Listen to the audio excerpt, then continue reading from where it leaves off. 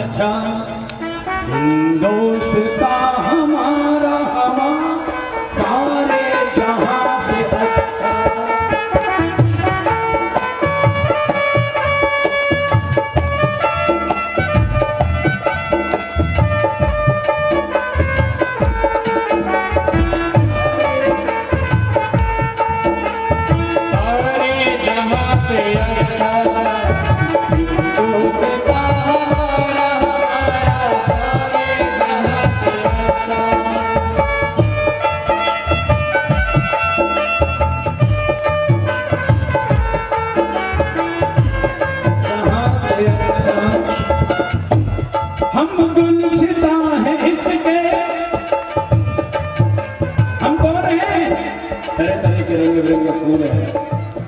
एक नूर में सब उपजाए, अव्वल अल्लाह नूर उपाया। एक नूर से सब उपजाए, कौन भले कौन मंदे। यानी नियत साफ होना चाहिए, जिनकी नियत साफ है। और एक और निवेदन करना चाहता हूँ, कई लोगों को ऐसा लगता है कि गुरुजी खासा वाले तो उनकी बात कर रहे हैं। एक और निवेदन करना चाहता हूँ, जो सच्चा प्रेमी होता है, मैंने अभी कहा था ये लोग नहीं आए जब मैंने कहा रसखान राम रहीम खान खाना मलिक मोहम्मद बोलो ना जय सिंह, क्या बात है। ये कौन थे? ये सब मुसलमान थे। पूजा पद्धति बदली है प्यारे, हमने अपना डीएनए नहीं बदला है। आपका डीएनए और मेरा डीएनए आज भी एक है। इनके पिता और हमारे पिता आज भी एक है, इसलिए ये कल भी हमारे थे, आज भी हमारे हैं। कई लोग राधा स्वामी में चले गए तो मेरे नहीं है क्या? कई लोग उस परवरदिगार की इबादत करते हैं, निराकार की, और मैं भी, मेरी भागवत और रामायण कहती है निराकार बिनु पद चले सुने बिन गाना, कर विधि कर्म करें विधि नाना, बिन वाणी बखता बढ़ जोगी। वाणी नहीं पर बोलता है, पैर नहीं पर चलता है, कान नहीं पर सुनता है।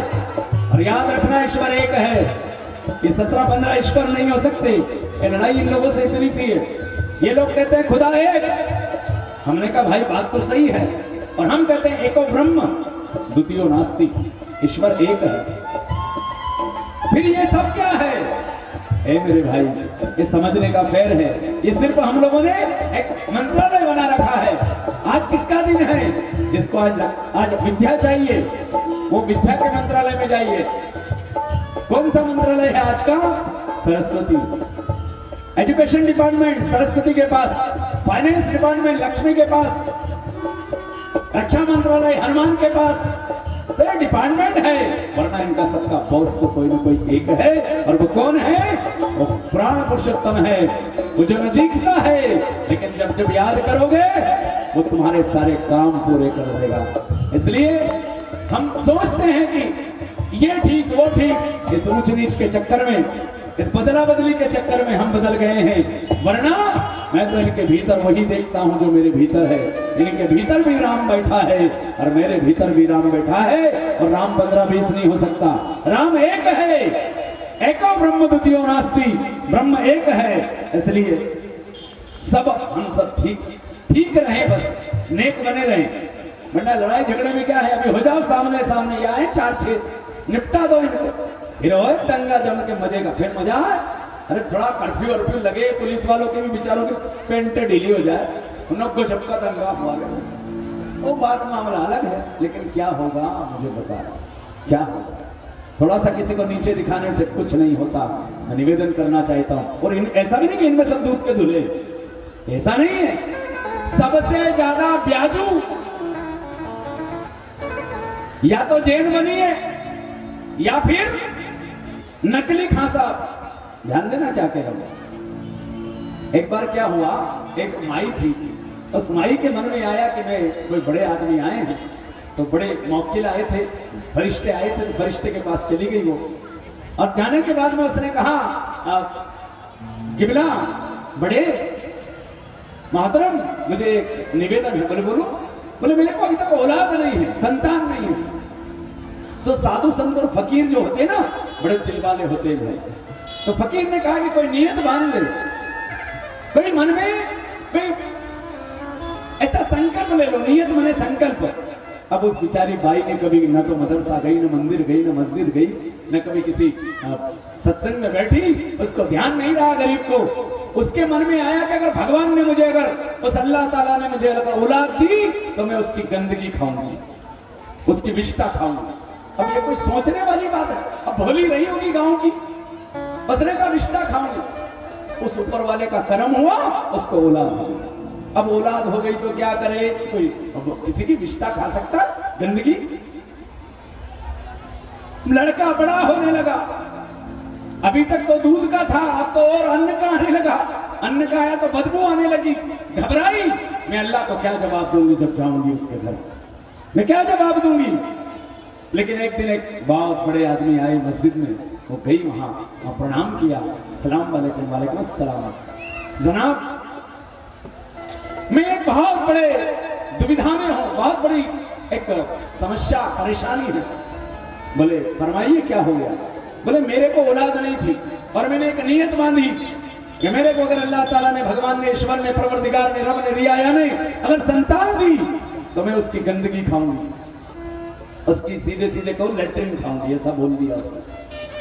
अब अपने उन चाची के ध्यान रखती बात हो के कहीं ऊपर बढ़नी होती, कहीं का मदरसा में जाबा नहीं दे, मस्जिद में जाबा नहीं दे, कहते कि नहीं तुम अपवित्र।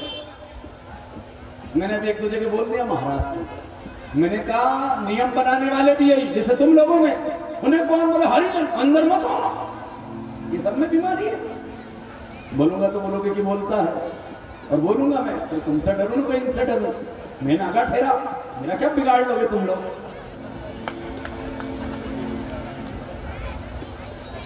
उसने कहा, बेचारी बहन कहने लगी, वो वहां पर कहने लगी अब क्या करूं? तो कहा चिंता मत कर, हर बात का हल है। क्या हल है? बोले इस्लाम में ब्याज लेना हराम है। फिर क्या करें?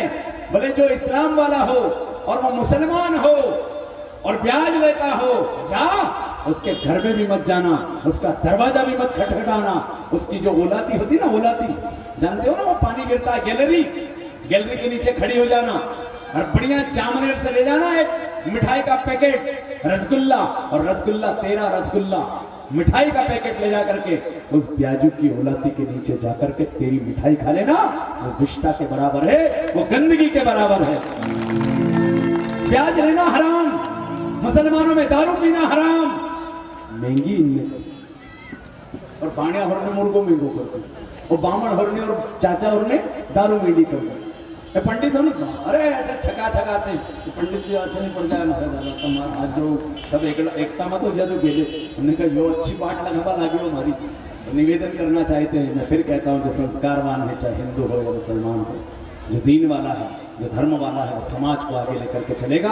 और जो वाहियात लोग हैं, अभी मेरे गांव में कुछ ऐसा अंशदंश लग गया है जिसके कारण दोनों समाजों को नीचे देखना पड़ता। लेकिन मैं इसलिए मैंने कहा कि इस गांव के हिंदू भी बहुत प्यारे हैं और मुसलमान भी बहुत अच्छे हैं, और इस गांव में सब तरह के लोग होंगे।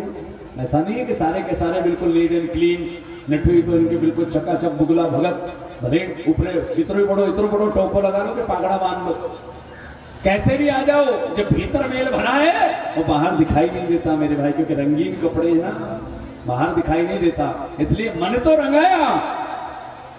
मैं निवेदन करना चाहता हूं, तन रंगने से काम नहीं चलेगा, मन को रंगाना। भगवान रंगाया लेकिन मन नहीं रंगाया। जिसने जीवन में मन को भगवान का रंग में रंग लिया है। अब ये भागवत के ऊपर हमने जो पोथी पर मालाएं चढ़ाई है, ये मुसलमानों के हाथ की माला है, तो भागवत में ये पवित्र हो गई। अरे भागवत क्या, मैंने एक दिन और कहा था कि इस भागवत में से ही तो ये निकले, तो ये हमारे हुए कि नहीं हुए।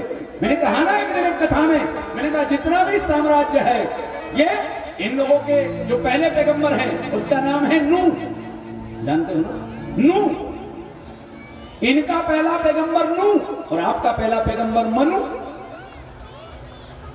मनु और नूह आधा नाम बोलते आधा नहीं बोलते, हो सकता है। जिसको आप बोलते हैं बाबा शंकर और मां पार्वती, उनको ये बोलते हैं मां हव्वा और बाबा आदम। ये बाबा आदम की औलादे बैठी है, तो जब ये आदम की औलाद है तो बाबा शंकर अपना, तो फिर ये कौन? पूजा पद्धति बदलने से कुछ नहीं बिगड़ता भाई। इनका अगर वो अपन एनालिसिस करेंगे ना ऊपर का और पीछे का, तो फिर ये यहीं से खड़े होकर कहेंगे मैं फलाने की संतान हूं, मेरा मन आज हो जाए कि मुझे इस्लाम कबूल करना है। तो कल तक तो मेरा बाप पूज्यपाद कन्हैयालाल जी शर्मा थे, तो मैं औलाद तो कन्हैयालाल जी क्यों? आप भले आज हम भले मोहम्मद हो जाए, भले हम रफीक हो जाए, भले सलीम हो जाए, लेकिन हमारे पिताजी तो श्री कन्हैयालाल जी थे, कन्हैयालाल जी है, कन्हैयालाल जी रहेंगे, क्योंकि पोथी में लिखा है 4 दिन पहले हम सब एक थे, आज भी एक हैं। मैं फिर कहता हूं पूजा पद्धति बदलाए पर मन के मेल धुल जाना चाहिए, और जिसके मन के मेल ठीक है, मन के मेल धुल गए हैं, मन ठीक है, तो जीवन में आनंद बरसाता है।